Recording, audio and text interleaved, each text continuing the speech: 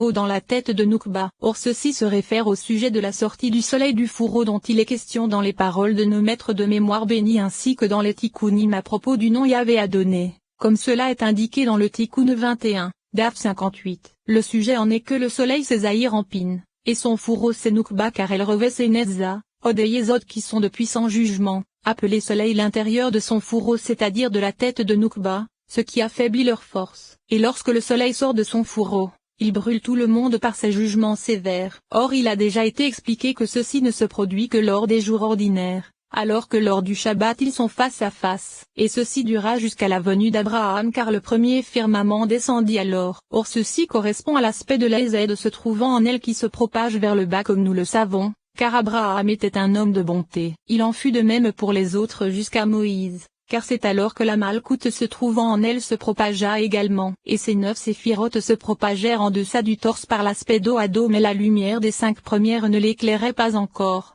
tout comme lors des jours ordinaires. Le sens de la chose c'est que puisque toutes les Neshamot de ces générations qui provenaient de l'aspect d'Israël se mélangèrent à la génération de la dispersion, à la génération de Sodome et à la génération d'Égypte, le bien était mêlé au mal. Et comme cela sera expliqué avec l'aide de Dieu dans un enseignement spécifique, ces justes ne purent propager la lumière des 5 premières vers le bas afin d'éclairer Noukba. Mais ceci sera expliqué avec l'aide de Dieu à propos de l'exil d'Égypte.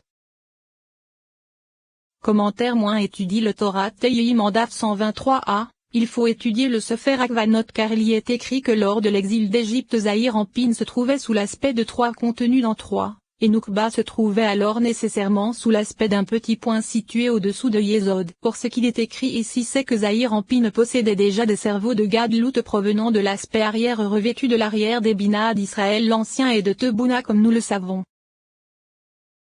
C'est le sens des 400 ans de l'exil d'Égypte car cet exil correspondait à l'aspect de la séparation des 5 premières de Zahir Anpin de ses 4 inférieures. Commentaire, il me semble, à moi et Yim, que ceci constitue le secret du verset, et les fils d'Israël montèrent en ordre de bataille depuis la terre d'Égypte, car lors de leur montée depuis l'Égypte les 5 premières qui en contenaient chacune 10 revinrent, soit un total de 50.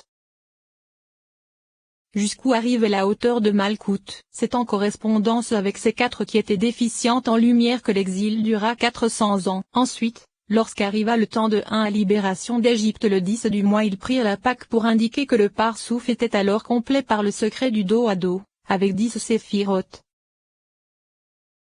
Commentaire - étudie le Torah Tehillim en Daf 124b, il faut étudier le fait que ce 10 du mois était un Shabbat, car la Pâque de cette année-là se produisit un jeudi. Or il a déjà été expliqué plus haut que lors de chaque Shabbat, Noukba se retournait face à face avec Zahir Anpin par le 6e aspect. Alors comment peut-il être écrit qu'en ce jour ils prirent la Pâque pour indiquer que le Parsouf était complet dos à dos? Il est possible de dire qu'en vérité lors de ce Shabbat elle se trouvait face à face avec lui comme tout jour de Shabbat, mais qu'en réalité elle ne retourna plus ensuite vers le 2e aspect qui va jusqu'au torse à l'arrière, et elle eut donc un Parsouf complet à l'arrière par le 3e aspect. Il faut étudier si cela se produisit chaque année le 10 du mois de Nisan. Car s'il en fut ainsi chaque année tout comme ce fut le cas cette année-là, il n'est alors aucun besoin d'intention durant ces 5 jours lors de la lecture du Shema et lors de la Hamida de la prière du matin uniquement à partir d'Ava. Il en est de même lors des prières de l'après-midi et du soir. Or il existe de nombreuses intentions particulières vers lesquelles celui qui prie doit ou ne doit pas se diriger. Et s'il n'en est pas ainsi, c'est-à-dire que ceci ne se reproduit pas tous les ans,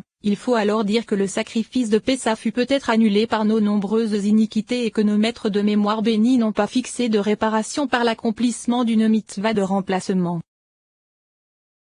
C'est pourquoi ils la prirent le 10 du mois. Ensuite, il fallut attendre 5 jours pour que les 5 premières se trouvant en lui éclairassent Noukba, et ce fut alors la nuit de Pessah, le 15 du mois de Nissan. C'est le secret de ce qu'il est dit dans le Zohar sur la paracha mort, Daf 112, à propos du 15 du mois. Car la lune était alors pleine, et avant Yod, c'est-à-dire que lorsqu'elle se trouvait sous le secret de l'arrière elle correspondait à l'aspect de 10 séphirotes mais sa taille ne correspondait qu'aux 4 séphirotes inférieures de Zahir Anpin, les 5 premières de Zahir Anpin se trouvant plus haut. Et lorsqu'elle grandit avec lui, elle prit le remplacement. Il se trouve que ceci correspond alors à l'aspect du et au-dessus du Yod. Et c'est lors de la nuit de Pessah qui est le 15 du mois car elle se retourne alors face à face avec lui par le 6e aspect dont nous avons parlé. C'est pourquoi nous lisons le Hal complet cette nuit-là, car Noukba est appelée Adonai qui a la valeur numérique du mot Hallel, et elle descend immédiatement comme au début. C'est pourquoi le Hallel n'est pas complet lors des 7 jours de Pessa. Ensuite, jusqu'à ce que Salomon eût bâti le premier temple,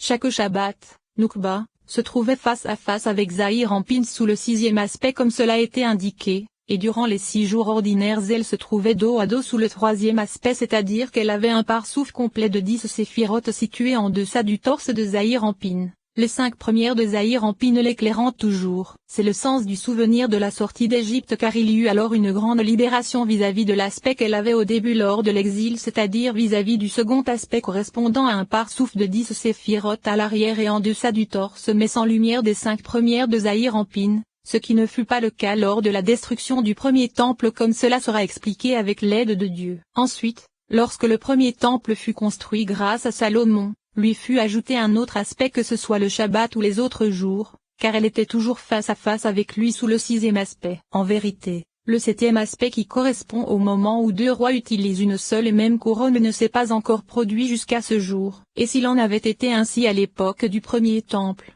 aucune nation ou langue ne les aurait pu gouverner. En vérité, à l'époque du premier temple une grande lumière lui fut également ajoutée comme cela a été expliqué ailleurs, car Zahir Anpin possédait 6 extrémités c'est-à-dire Ezed, Géboura, Tiferet, Netza, Od et Yesod, et ensuite ces Ezed, Géboura et Tiferet s'élevèrent pour devenir Okma, Bina et Da'at, alors que ces Netza, Od et Yesod devinrent Ezed Géboura et Tiferet. Bina dut donc se propager en lui pour lui faire de nouvelles Netza, Od et Yesod. Il se trouve que Zahir Anpin contenait une première Od et une seconde Od. La première Od devint ensuite les Géburot.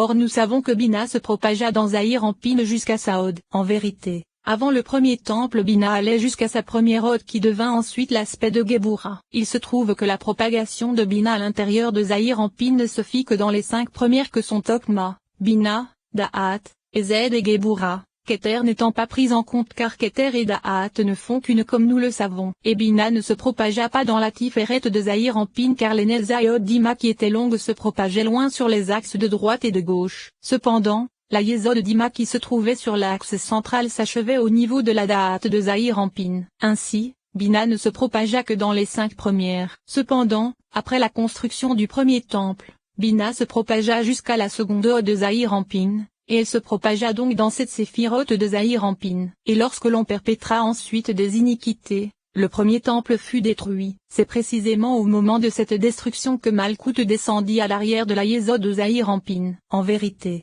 les 9 séphirotes se trouvant en elle ne descendirent pas vers les écorces comme ce fut le cas lors du péché d'Adam, mais elles s'élevèrent à l'intérieur de Zahir Anpin c'est-à-dire dans leurs racines comme cela a été indiqué à propos de la diminution de la lune. Et s'il n'y avait pas eu cette grande diminution, les écorces et les peuples de la terre n'auraient pas pu détruire le temple. En réalité, les 9 séphirotes supérieures se dissimulèrent en haut, dans Zahir Anpin, afin que les écorces ne gouvernent pas sur elles. En fait, immédiatement après la destruction du temple Noukba recommença à se réparer par le 3e aspect et devint un pare-souffle de 10 séphirotes dos à dos en deçà du torse de Zahir Anpin. Et même les 5 premières de Zahir Anpin l'éclairaient. Mais tout ceci ne concernait que les jours ordinaires car le Shabbat elle se retrouvait face à face par le 6e aspect. Il se trouve qu'au moment de la destruction du premier temple, lors de l'exil de 70 ans à Babylone, Noukba était exactement comme elle était lors de la sortie d'Égypte et à l'époque de la génération du désert. C'est ce que dit le verset. Ai-je été un désert pour Israël?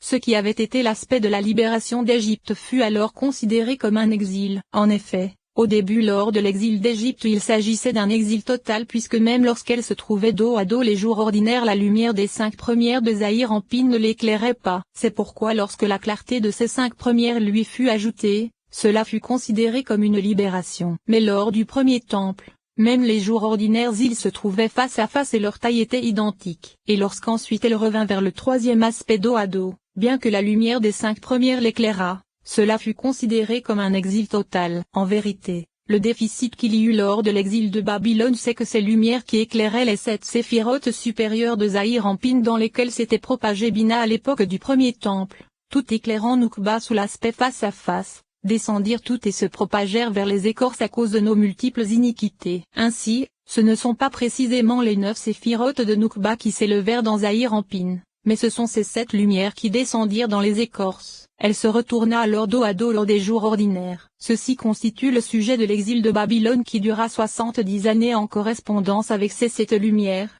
car les 7 en contenaient 10. C'est pourquoi on parle d'exil de Babel car sa valeur numérique est de 34. Or nous savons que Malkout fut édifié grâce à BWKW qui est une permutation d'Eye et qui a la valeur numérique est 34. Or la taille de Malkout était alors celle d'une tenture de 30 coudées de longueur et de 4 coudées de largeur, ce qui correspond à la valeur numérique est 34. Elle diminua donc sa stature première qui correspondit alors à la valeur numérique est 34. Ensuite, à l'époque du second temple les jours de Shabbat elle s'élevait face à face par le 6e aspect. Cependant, les jours ordinaires elle s'élevait face à face par le 5e aspect, c'est-à-dire qu'elle avait un parsouf complet de 10 séphirotes mais sa hauteur arrivait jusqu'au niveau de la Tiferet de Zahir-Anpin, les 5 premières de Zahir-Anpin l'éclairant de loin. Elle ne s'éleva donc pas jusqu'à leur niveau comme cela avait été le cas lors des jours ordinaires de l'époque du premier temple. Ceci explique le fait que le second temple manquait de 5 éléments, les Urim, les Tomim et ce Torah. C'est ce qui est expliqué dans le Zohar sur la paracha Shemot.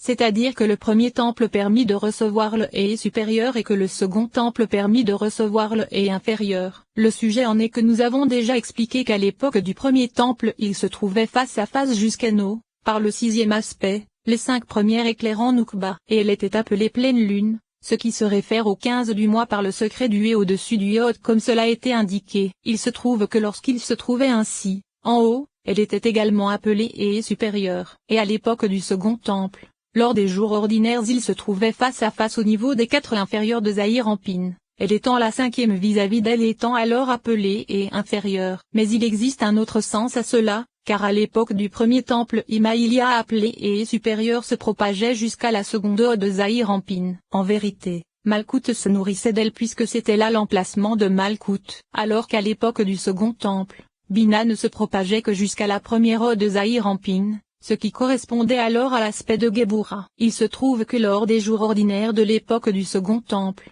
bien que Malkout se trouvât face à face avec Zahir-Anpin elle se trouvait en deçà du torse et ne pouvait se nourrir du Hé supérieur. C'est pourquoi elle fut appelée Hé inférieure car elle ne se nourrissait pas des 5 premières. Garde bien cette introduction vis-à-vis de l'époque à laquelle Bina se propageait jusqu'à la première Ode ou jusqu'à la seconde Ode. Ainsi, après la destruction du second temple il y eut encore une diminution qui fut la plus importante de toutes, et le résultat fut semblable au péché d'Adam. C'est-à-dire que tout comme lors du premier aspect de la Tzilut dos à dos où Noukba avait l'aspect d'un point en contenant 10, ce qui correspond à la Malkout se trouvant en elle, elle se retrouva dos à dos et uniquement au-dessous de la Yésod de Zahir-Anpin. Un dommage lui fut alors ajouté car ces 9 séphirotes descendirent parmi les écorces, et alors les soutiens disparurent, c'est-à-dire les Netza, Od et Yésod qui soutenaient Noukba. C'est le secret du verset, il a jeté des cieux sur la terre la magnificence d'Israël, car la magnificence d'Israël qui est Zahir-Anpin jeta Malkout appelé terre qui se trouvait d'abord dans la Tiferet de Zahir-Anpin appelé cieux. Et c'est de là qu'il la jeta,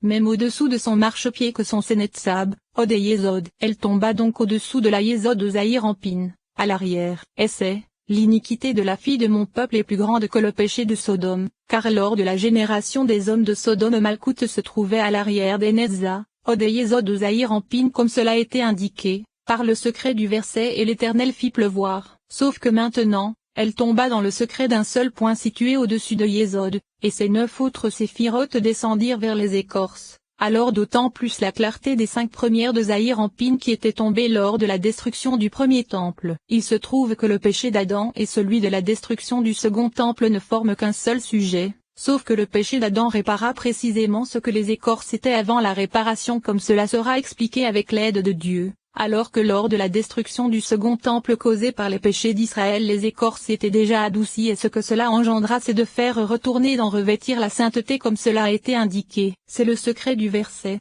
et eux, comme Adam, ont transgressé l'alliance. C'est le sens du fait que lorsque viendra le temps du Messie, on ne dira plus, l'Éternel est vivant, celui qui vous a fait monter du pays d'Égypte, car cet exil aura été beaucoup plus grand que l'exil d'Égypte. Ainsi, le sujet du revêtement de ces 9 séphirotes de Noukba dans les écorces correspond à ce qui est expliqué ailleurs, c'est-à-dire que ces écorces proviennent de l'aspect impur de l'Atsilut, de Beria, de Yetzira et d'Assia, et que chacun des mondes contient 10 séphirotes qui se divisent en 5 parsoufim. Ainsi, la Noukba de Zahir-Anpin des écorces de l'Atsilut c'est Lilith, femme de Samaël. Et au début elle se trouvait sous l'aspect d'un point en contenant 10 situé au-dessous de la yésod de Samaël son époux. Et alors, les 9 séphirotes se revêtirent d'elle et apparurent en elle 10 séphirotes complètes.